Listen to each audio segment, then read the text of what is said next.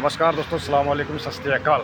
आज ये वीडियो खास करके अपने कंट्रैक्टर की तरफ से मैं बना रहा हूँ, क्योंकि ये जो बातें जो कल वॉइस मैसेज ग्रुप में अपने मैनेजर साहब पार्टी साहब वकास सर जी ने जो ग्रुप मैसेज छोड़ा है कि ये पेट्रोल के बारे में, जो कि पेट्रोल की समस्या हम सारे राइडरों को भुगतना पड़ता था, क्योंकि पेट्रोल भरवाने के लिए कभी कभार हमारे जेब में पैसा होता नहीं था, क्योंकि सैलरी ऐसे ही माइनस पे आता है, तो कभी आता है कभी नहीं आता है। तो इस कारण से मैंने 2 साल पहले अपने ओनर को, अपने कंपनी के ओनर को मैंने मैसेज किया था कि हमें टैग वाला सिस्टम दे दीजिए, ताकि हम जैसे राइडरों को तकलीफ़ ना हो कि पेट्रोल भरवाने के आज पेट्रोल नहीं है, ये नहीं है, वो नहीं है वगैरह वगैरह।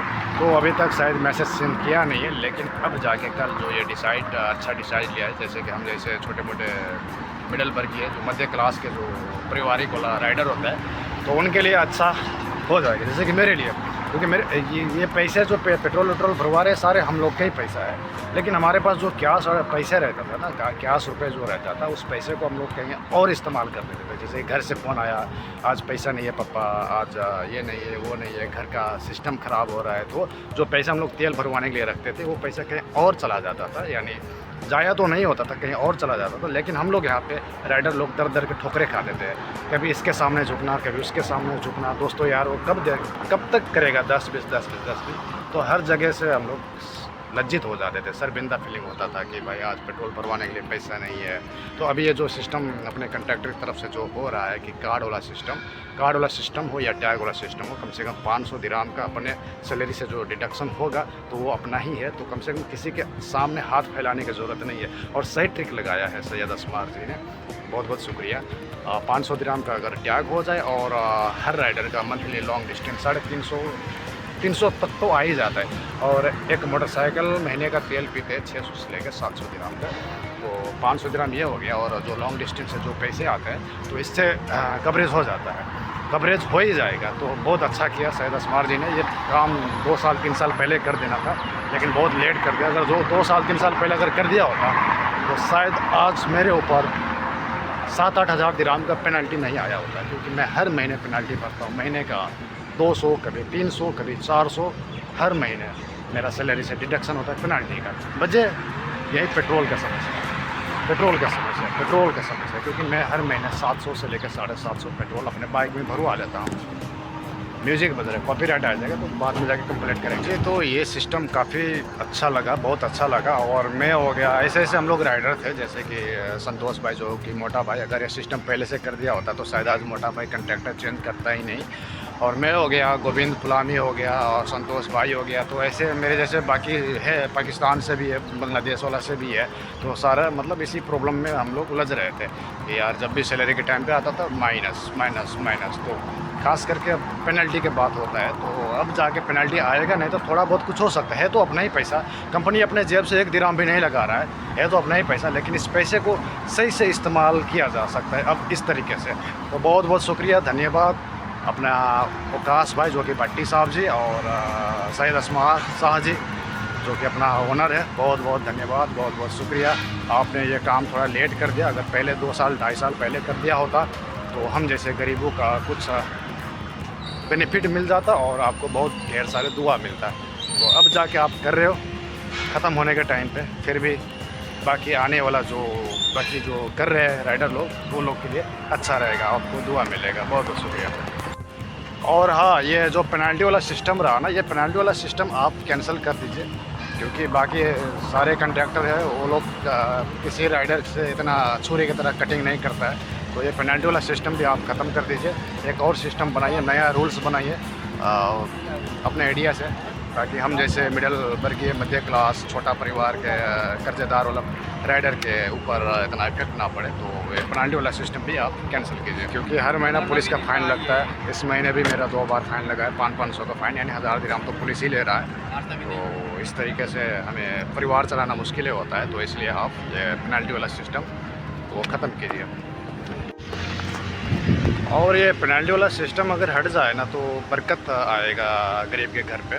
तो आप तो सारा सब कुछ समझते होंगे, हर परिवार के पास एक सदस्य होता है, घर का जो बड़ा होता है। तो मेरे घर पे मेरे बड़े कोई नहीं है, जो कि कुछ साल पहले बाइक एक्सीडेंट में मेरे पापा का डेथ हो गया था। तो उस टाइम भी मैंने आपसे रिक्वेस्ट किया था, लेकिन किसी ने सुना ही नहीं मेरा रिक्वेस्ट। काफ़ी ज़्यादा प्रॉब्लम में था मैं, और तब से लेके मैं पेनल्टी भर रहा हूँ। पहले इससे पहले कभी पेनल्टी भरा नहीं था। और आप मेरा हिस्ट्री चेक कर लीजिए, कम से कम आज तक मैं सस्पेंड भी हुआ नहीं हूँ। आज तक मैं सस्पेंड हुआ ही नहीं हूँ। बिल्कुल अच्छे से काम कर रहा हूँ। हर महीने 400 से ऊपर ही होता है, जो कि अभी कुछ 2-3 महीने से 470, 475 बस ऐसे ही कर रहा हूँ। तो आप मेरा हिस्ट्री आप चेक कर सकते हो। लेकिन मेन है कि मेरे से और भी कोई बेहतर बुरा हालात में चल रहा होगा आपके कंपनी में, तो आप इन गरीब राइडरों के बारे में आप सोचिए ज़रा। सीओडी ऐसे ही कोई बंदा चलाता नहीं है, मजबूरी होता है। और जो आपने ये अच्छा डिसाइड किए हो, अच्छा डिसीज़न लिए हो कि पेट्रोल वाला सिस्टम से, लेकिन अब थोड़ा सा मुझे लग रहा है कि अब पेनल्टी आएगा नहीं ये सिस्टम से, क्योंकि सीओडी हम लोग गरीब राइडर लोग मजबूरी से 1000-1100 दिरहम चला लेते थे। तो अब वो टाइम नहीं आएगा, क्योंकि 500 दिरहम आपका कार्ड वाला सिस्टम से हो गया, जो कि टैग वाला सिस्टम से, और 300 दिरहम तक अपना जो ये लॉन्ग डिस्टेंस होता है तो उससे कवर हो जाएगा। और बाकी रह गया घर के जो मसला होता है 500, 600, 700 दिरहम में वो सलट जाता है हर महीने का, क्योंकि एक नॉर्मल गरीब परिवार के घर में 700-800 दिरहम का मंथली खर्चा होता है, जो कि किसी के घर में कुछ अनाज होता नहीं है, जो सिस्टम होता नहीं है कमाने वाला, बस वैसे ही बंदा, तो 600-700 दिरहम से महीने का घर खर्चा चलाने में थोड़ा आसानी हो जाता है। तो शायद अब पेनल्टी नहीं आएगा। अगर पेनल्टी आएगा भी तो उसी हिसाब से पेनल्टी काटो, लेकिन इतना ज़्यादा पेनल्टी मत काटना, ताकि दिक्कतें होते हैं राइडरों के ऊपर। और क्या मैं बोल सकता हूँ, शुक्रिया। और एक और बात बता दूँ कि जब से मैं आपके कंपनी में ज्वाइनिंग हुआ हूँ, तब से लेके एसटीएफ से, जो कि इंटरनेशनल सिटी से लेके, जो कि अजमान में, जो जिस टाइम अभिषेक ने हम लोग को अजमान में रखा था, तब से लेके मैं आपके कंपनी के प्रमोट कर रहा हूँ, सैयद असमार। और न जाने मेरे वीडियो देख के आपके कंपनी में 200 से ज़्यादा राइडर आ चुके हैं, पाकिस्तान से, बांग्लादेश से, इंडिया से, नेपाल से, 4 कंट्री से लेके। तो आपको विश्वास नहीं है तो आप PRO साहब से, मंसूर भाई के बगल में जो रहते हैं, इंडिया कलकत्ता वाला डॉक्टर साहब मैं बुलाता हूँ प्यार से, उनसे भी पूछ लीजिए कि मेरे वीडियो से आपके कंपनी में कितने राइडर अभी तक घूम रहा है। कोई नून में, कोई नाव में, कोई डिलीवरों में, कोई इंस्टा शॉट में, वगैरह वगैरह वगैरह। ये बात तो मुझे पता नहीं। जब मैं गैराज में जाता हूँ ना, तो राइडर लोग मिल जाते हैं, तो सलाम वलाम करते हैं, तो दिल को अच्छा लगता है। तो आप मेरे ऊपर ही इतना पेनल्टी लगा दे, तो बताइए फिर। मेरे नाम से, मेरे वीडियो से अभी तक मैं सैयद असमार के नाम रखता हूँ, अभी तक ख़राब बोला नहीं हूँ। कितने राइडर आया है, कितने राइडर गया है, और आप मेरे ऊपर इतना पेनल्टी काटने लगते हो, जो कि मैं लाचार बंदा हूँ, इतना लाचार हूँ। अभी तक मेरा कर्जा ख़त्म हुआ नहीं है। मुझे लग रहा है कि अब 2 साल और लगेगा। आपकी कंपनी में काम करूँगा, 2 साल के बाद ही मेरा कर्जा ख़त्म होगा, तभी जाके सुकून से जा पाएंगे, ऊपर जाऊँ या अपने घर जाऊँ। अभी बहुत बुरा हालात है, आप सोचिए ज़रा।